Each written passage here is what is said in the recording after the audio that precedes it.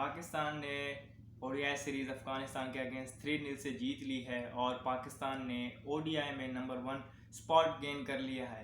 इससे पहले पाकिस्तान और न्यूजीलैंड की जो सीरीज़ थी उसमें जब चौथा ओडीआई जीता था और वो लगातार चार ओडीआई जीत गए थे, तब वो नंबर 1 स्पॉट पे आया था। लेकिन फिर जब पाँचवा ओडीआई हमने हारा था तो हमने वो स्पॉट लूज़ कर दिया था।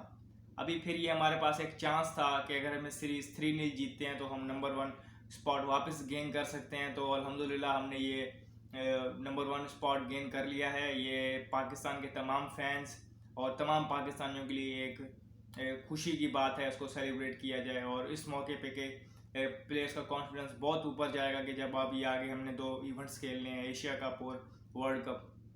अब बात करते हैं कि पाँचवें ओडीआई की फिर और तीसरे ओडीआई की, और फिर ज़रा डिस्कस करेंगे कि पूरी सीरीज़ में क्या चीज़ें हमने बेहतर की, किस चीज़ पे और काम करना बनता है, और इस तरह की जो चीज़ें हैं उनको फिर हम डिटेल में डिस्कस करेंगे। तो तीसरे ओडीआई में पाकिस्तान ने कोलंबो में टॉस जीती और पहले बैटिंग का फैसला किया, और बहुत ही अच्छा फैसला था मेरे हिसाब से ये। और पाकिस्तान ने अपनी टीम में 4 चेंजेस की थी। हारिस रऊफ, नसीम शाह, उसामा मीर और इफ्तिकार को बाहर किया था। सऊद शकील, नवाज़, फ़हीम अशरफ और वसीम जूनियर इन हुए थे। अब पाकिस्तान ने जब बैटिंग की तो पाकिस्तान को स्टार्ट में मतलब हमने देखा रन करने में मुश्किल आ रही थी। बेशक वो फ़ारूकी की बॉलिंग हो या फिर मुजीब की, लेकिन थोड़ा अग्रेसिव हुए फ़खर। एक मतलब फिर उनको स्टार्ट मिला, उन्होंने अच्छा स्टार्ट लिया फ़ारूकी के अगेंस्ट स्पेशली, लेकिन फिर वो आउट हुए। उन्होंने अफगानिस्तान की तरफ से जो उन्होंने नया एक मतलब उनका एक्सपीरियंस प्लेयर ही हैं, काफ़ी अरसे से खेल रहे हैं, उनके लिए कैप्टन भी किया उनको। गुलबदीन नाइब वो आए, उन्होंने उनको 2 क्रूशल विकेट्स लेके दी। इमामुल हक की जो सीरीज़ में बिल्कुल कंसिस्टेंसी से रन्स कर रहे थे, और फ़खर जमान की। फिर पाकिस्तान का एक ऐसा पैच आया कि रिजवान और बाबर खेल रहे थे तो रन्स नहीं आ रहे थे।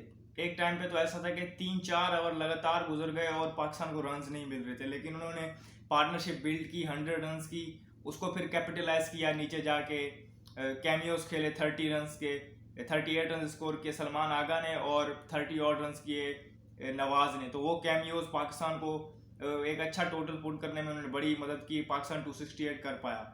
अब फिर बात आती है कि अफगानिस्तान ने जो, चलिए आगे डिस्कस कर लेते हैं। लेकिन अफगानिस्तान से 2 विकेटें इस तरह मैंने आपको बताया कि गुलबदीन नाइब ने ली और 2 विकेटें मुजीब ने ली। 1 विकेट राशिद खान ने ली जो बहुत ही इंपॉर्टेंट थी बाबर आजम की। फिर जब अफगानिस्तान बैटिंग करने आई तो अफगानिस्तान ने, मुझे समझ नहीं आई क्यों ये किया। अफगानिस्तान ने अपनी जो जो पिछली मैच में अगर हम देखें तो उनकी सबसे बेस्ट चीज़ क्या थी, उनकी ओपनिंग पार्टनरशिप, उन्होंने वो ख़राब कर दी। उन्होंने एक नया ओपनर रियाज खिला दिया गुरबाज के साथ, और इब्राहिम ज़जरान को उन्होंने 3 पे भेज दिया। मुझे ये चीज़ समझ नहीं आई, ये क्या डिसीजन था और ये क्यों लिया गया। तो वो उनको बैक फायर कर गया। अगेन हमने देखा कि गुरबाज जल्दी आउट हो गया, उसके बाद फिर लाइन लगती गई। कैमियोज एंड में खेले गए, एक अच्छी इनिंग खेली मुजीब ज़ादरान ने और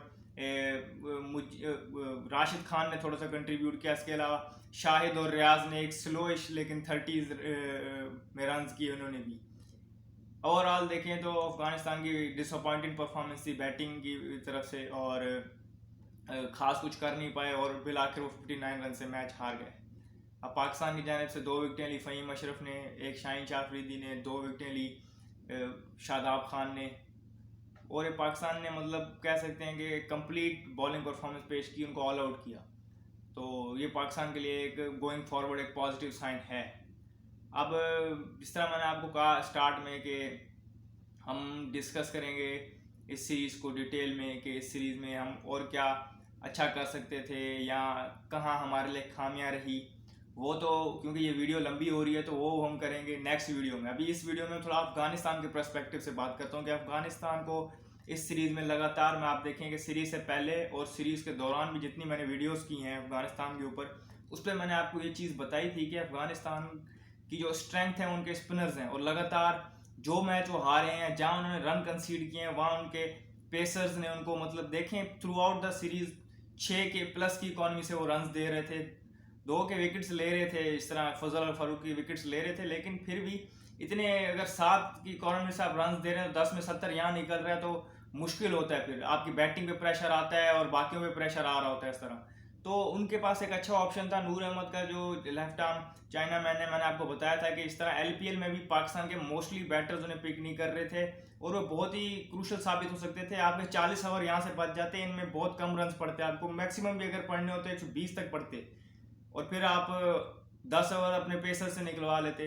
और इतनी लंबी बैटिंग लाइन खिलाई होती थी, कोई बैट्समैन फिट नहीं हो रहे थे, लेकिन आए हुए स्क्वाड में ना वो बॉलिंग कर रहे होते थे, तो ऐसे प्लेयर्स पे जाते जो फिर थोड़ी बहुत बॉलिंग भी कर लेते होते, लेकिन अपनी बेस्ट 11 वो नहीं खिला रहे थे।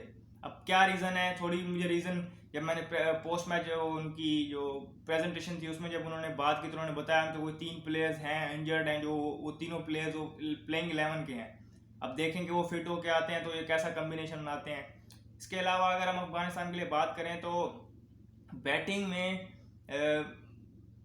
एक ही मैच में उनका जो स्कोर हुआ है, उन्होंने अच्छा स्कोर किया है, वो इसलिए किया कि उनकी ओपनिंग पार्टनरशिप 222 रन की हो गई थी। अगर वो हटा दें तो उस मैच में बाकी सारी टीम से इतने कोई एक्स्ट्राऑर्डिनरी परफॉर्मेंस नहीं है, या क्या एक कंट्रीब्यूशन भी नहीं आया इतना अच्छा जिसकी हम बात कर सकें। तो कहने का मकसद ये है कि अगर अफगानिस्तान वालों को ओडीआई में अच्छे परफॉर्म करना है, बड़ी टीम्स को बीट करना है, तो अपनी बैटिंग को और फिर अपनी जो बॉलिंग वाली खला है इसको पुल करना पड़ेगा। इसके अलावा फील्डिंग भी एक बहुत बड़ा इंपॉर्टेंट फैक्टर है उनके टीम में, कि वो फील्डिंग बड़ी ऑर्डिनरी सी करते हैं, कैचेस गिरा देते हैं क्रूशल। राशिद खान से भी कैचेस गिरे। अब राशिद खान एक ग्लोबल स्टार हैं, लेकिन वो भी फील्डिंग में ऐसी मिस्टेक्स कर रहे थे। तो अभी तक के लिए इतना ही, बाकी सीरीज़ को डिटेल में इंशाल्लाह डिस्कस करेंगे नेक्स्ट वीडियो में। मुझे दीजिए इजाज़त, शुक्रिया, अल्लाह हाफिज़।